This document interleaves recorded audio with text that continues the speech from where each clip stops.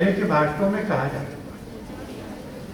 आपको लंबा नहीं सुनना पड़ेगा, पर उसके लिए एक प्रार्थना है। एक 15-20 मिनट अपने मन की बात कहूंगा। ताली मत बजाइए। एक बार ताली बजती है तो भाषण 5 मिनट लंबा होगा, मत बजाइए।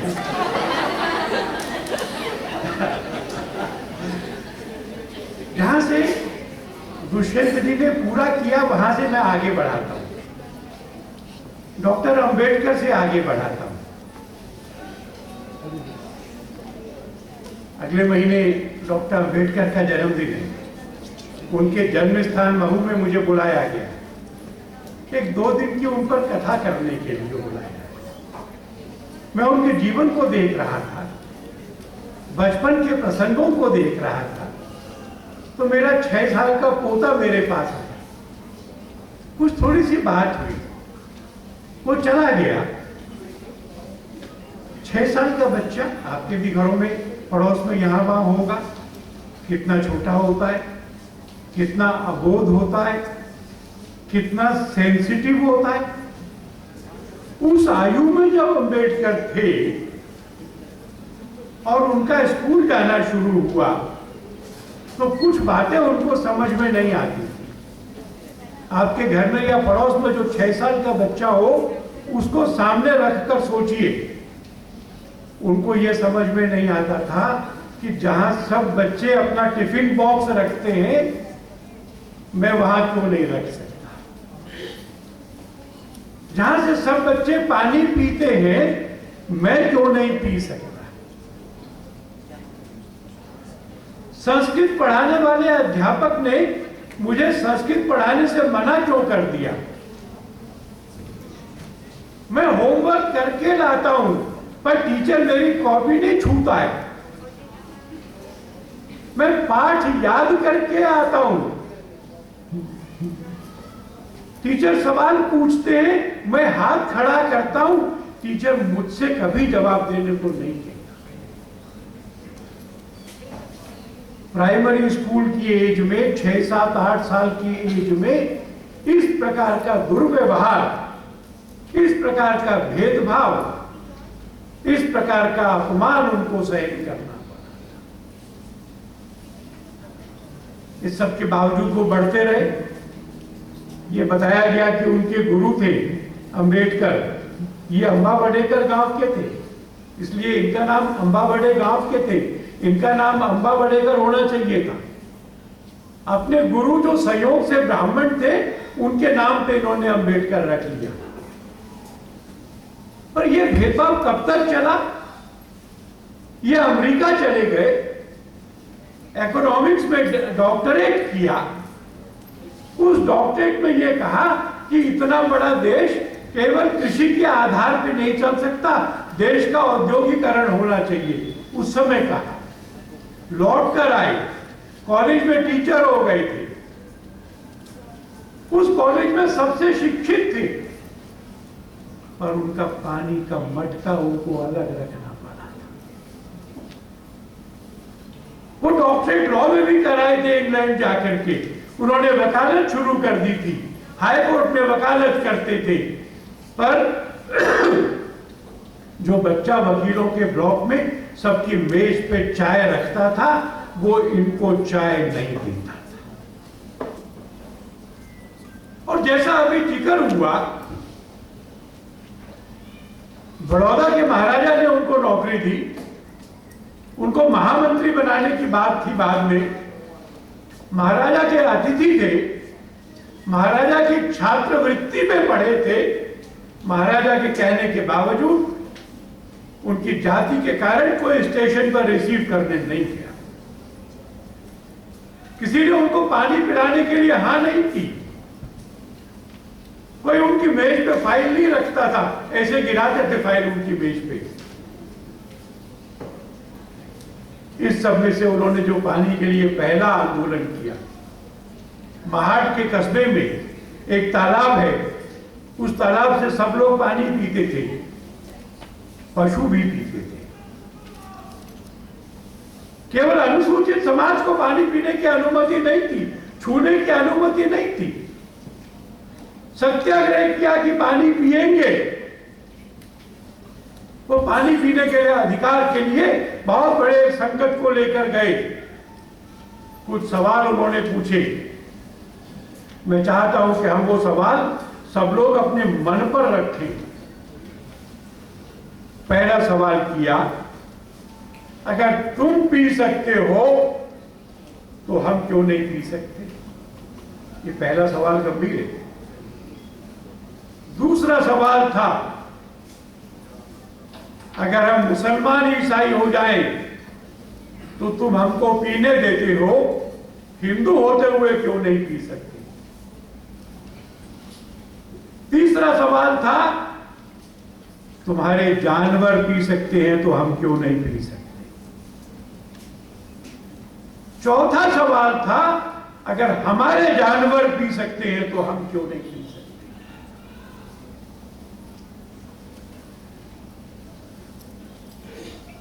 पानी पिया सबने, प्रसन्नता हुई कि अब से हम पानी ले सकेंगे।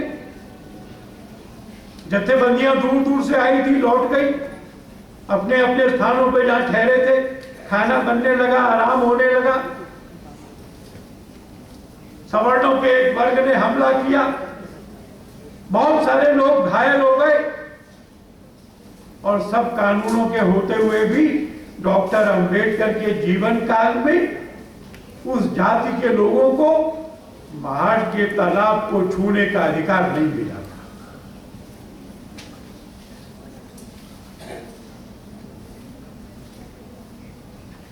जब संविधान बना तो उसकी एक प्रस्तावना बनी। उस प्रस्तावना में लिबर्टी थी, इक्वेलिटी थी, समानता थी। डॉक्टर अंबेडकर ने संविधान सभा के अध्यक्ष डॉक्टर राजेंद्र प्रसाद को पत्र लिखा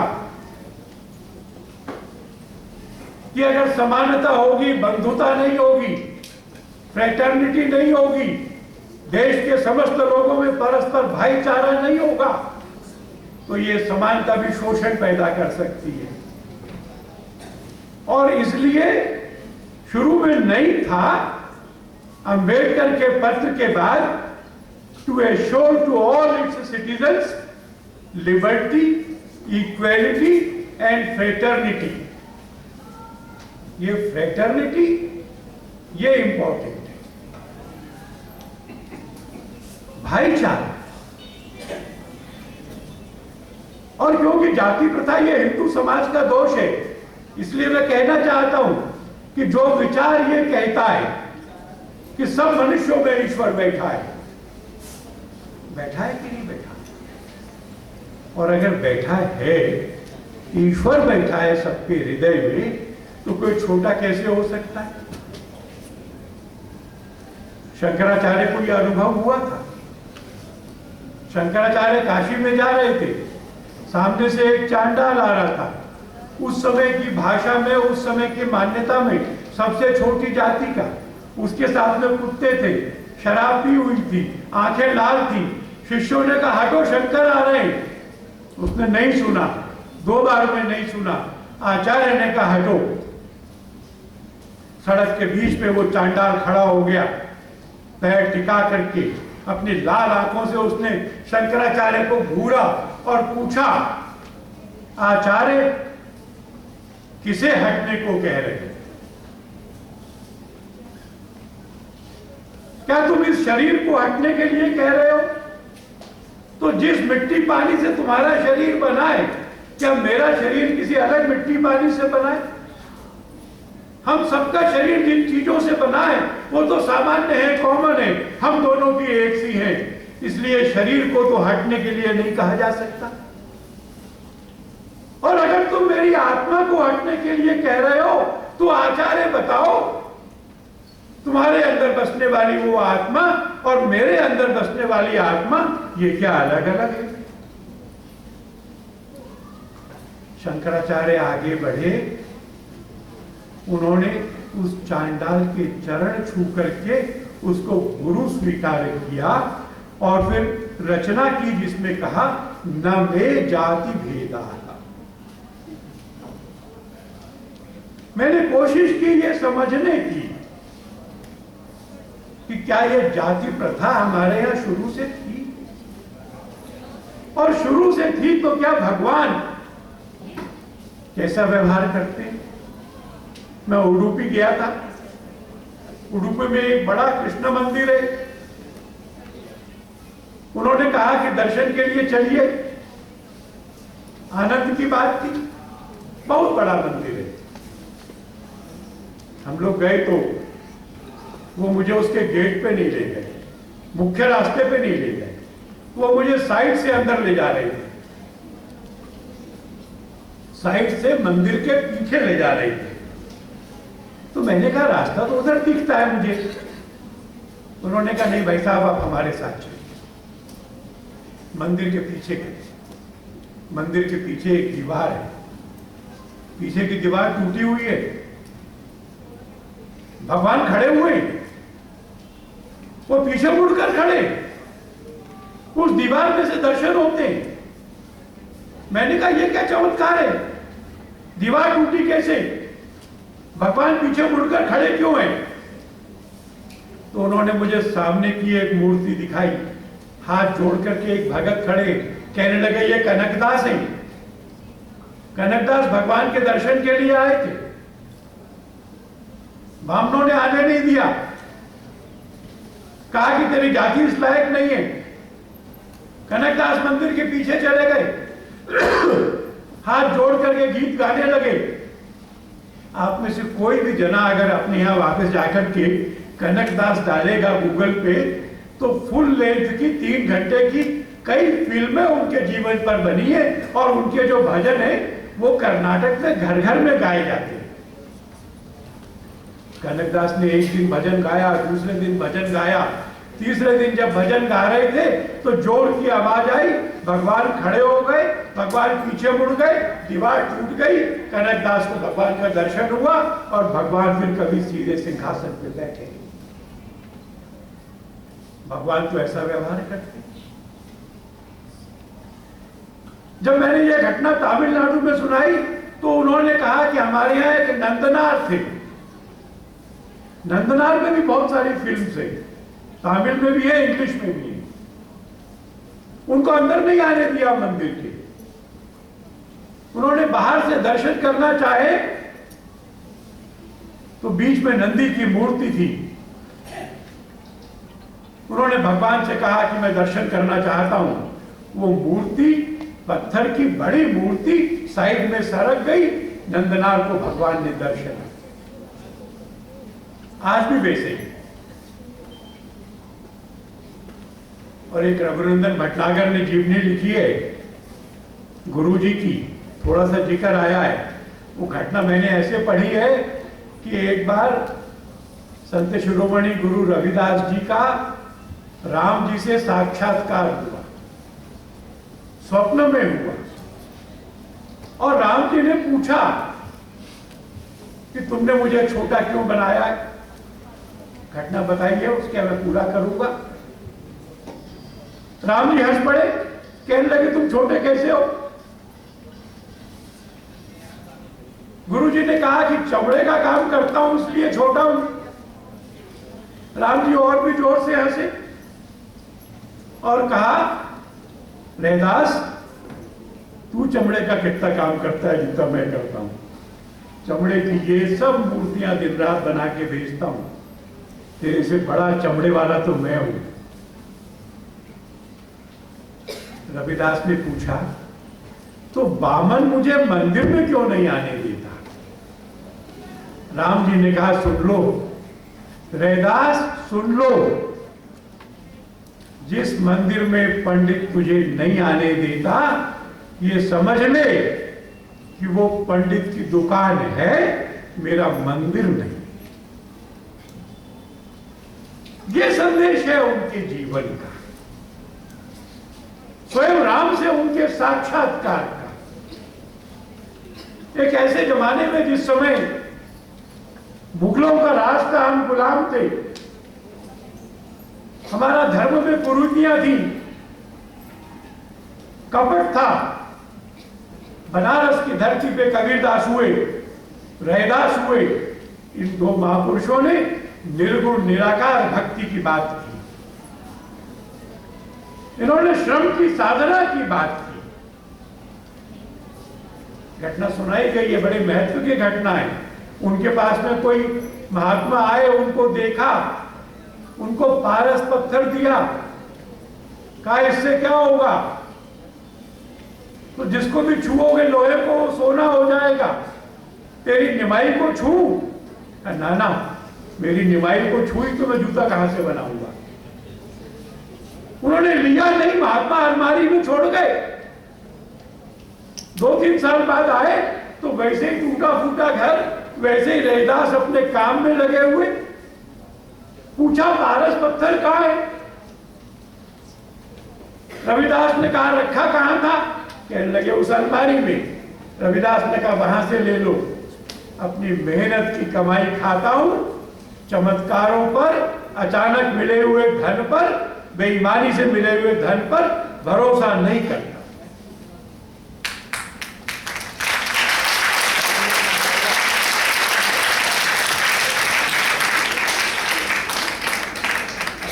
पांच मिनट लंबा हो गया है। भाइयों और बहनों, एक घटना बड़ी अच्छी है, थोड़ी सी लंबी है, पर मैं उसको थोड़ा कट शॉर्ट करूंगा।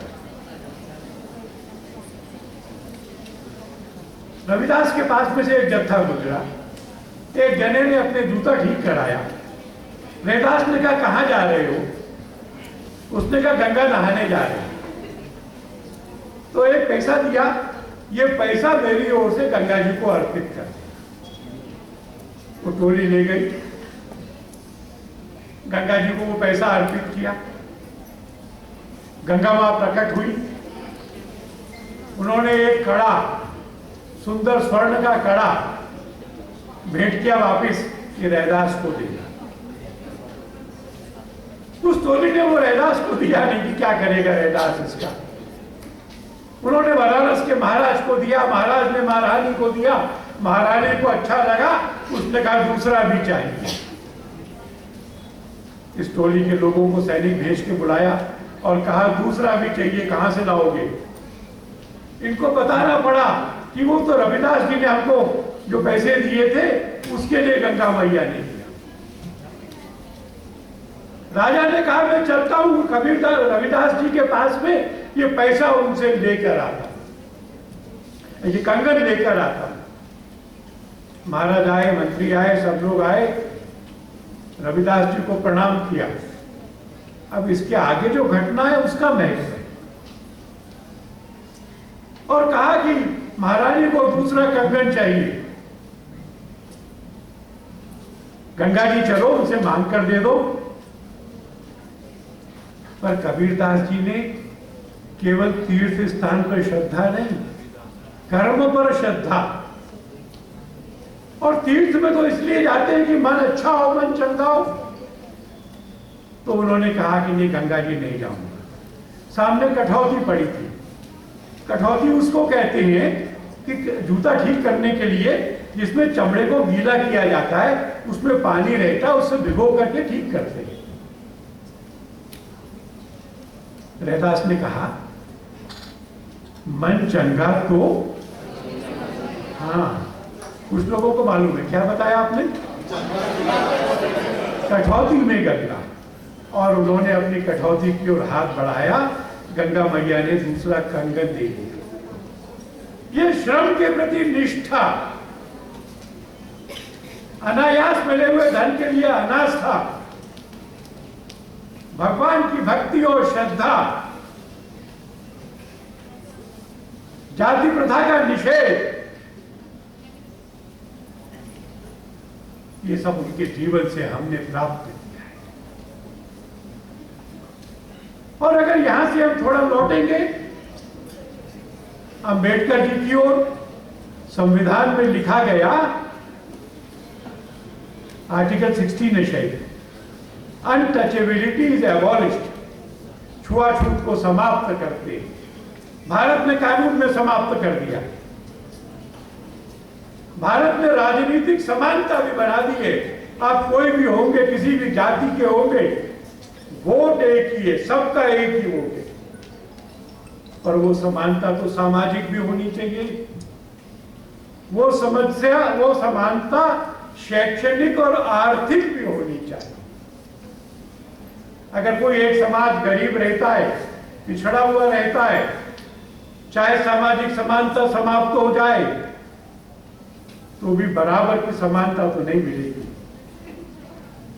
और इसलिए इस बात की जिम्मेदारी मानना कि समाज के सब वर्ग, सब कमजोर वर्ग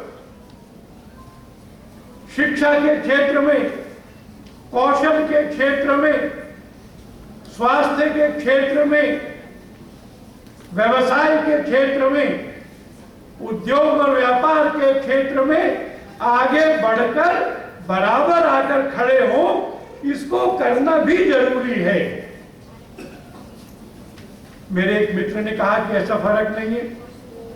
मैंने उसको पूछा कि अगर मैं तुम्हें कहूं कि मैं फ्रेंड्स कॉलोनी में रहता हूं तो तुम क्या सोचोगे? मैं रहता नहीं हूं। उसने कहा कि फ्रेंड्स कॉलोनी में रहते हो, ऐसा कहोगे तो हम मानेंगे कि तुम अमीर आदमी हो। मैंने कहा डिफेंस कॉलोनी के बारे में क्या सोचोगे? उसने कहा मानेंगे कि तुम अमीर आदमी हो। मैंने कहा अगर मैं कहूं कि मैं वाल्मीकि बस्ती में रहता हूं तो तुम्हारे मन में मेरे बारे में क्या चित्र उभरेगा?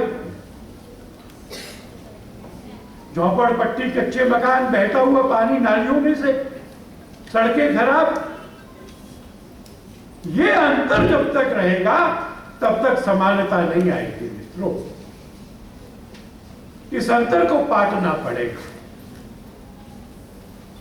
इस अंतर को पाटने के लिए केवल सरकारें नहीं करेंगी, हमको भी सबको मिलकर प्रयत्न करना पड़ेगा कि कोई पीछा नहीं रहे। और एक और बात है जिसकी घोषणा करनी चाहिए। विश्व हिंदू परिषद में मैं काम करता हूं, इसलिए भी ये बात मुझे कहनी चाहिए। कई बार लोग कहते हैं मनुस्मृति में ऐसा लिखा है, तुम क्या कहते हो? कुछ उसका अर्थ समझाने की चेष्टा करते हैं, कुछ कहते हैं कि उसमें ऐसा लिखा नहीं है, बाहर से डाला गया है, रामायण में ये लिखा है। कुछ लोग कहते हैं बाद में डाला गया है। एक बात को स्पष्ट रूप से कहना चाहिए, ये स्मृतियां अलग अलग समय, अलग अलग काल में बनती हैं।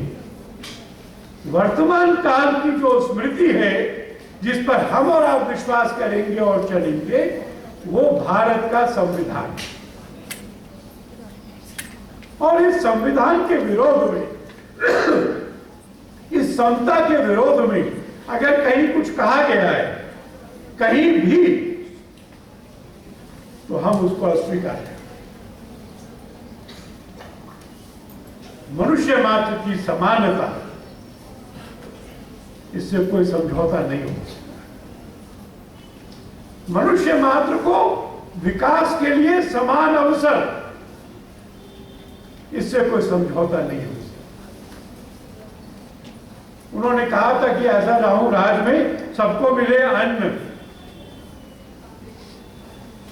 इस अन्न में जीवन यापन के, सुख से जीवन के सारे अधिकार शामिल हैं। सुप्रीम कोर्ट ने राइट टू लाइफ की यही इंटरप्रिटेशन की है। और इसलिए अगर हमें रैदास जी को स्मरण करना है, इसलिए अगर हमें कबीर को स्मरण करना है, इसलिए अगर हमें भगवान वाल्मीकि को स्मरण करना है, तो यह ध्यान रखना पड़ेगा कि भगवान वाल्मीकि वैदिक ऋषि हैं। मैं एक कार्यक्रम में गया था वाराणसी में, वहां ये कहा जा रहा था कि रविदासी अलग धर्म के लोग हैं, हिंदू नहीं है। मैंने कहा कि मैं आपसे बहस करने नहीं आया हूं, पर मैं ये मानता हूं कि रविदास जी की शिक्षाओं को किसी एक गुट में, किसी एक वर्ग में बांटा नहीं जा सकता। वो पूरे समाज के गुरु, हम सबके गुरु, हम सबके आदर्श।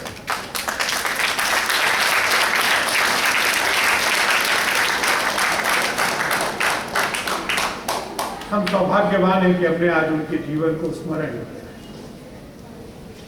हम सौभाग्यवान हैं कि हमने अंबेडकर के जीवन को स्मरण किया, हमने उन आदर्शों को स्मरण किया है जिसके लिए वो जिए और उन्होंने काम किया। अब केवल एक कदम बढ़ाना शेष है।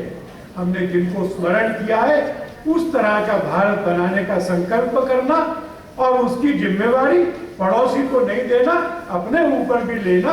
हम मिलकर के ऐसा भारत बनाएंगे, ऐसा हम सोचेंगे तो आज का कार्यक्रम सफल होगा। बहुत बहुत धन्यवाद।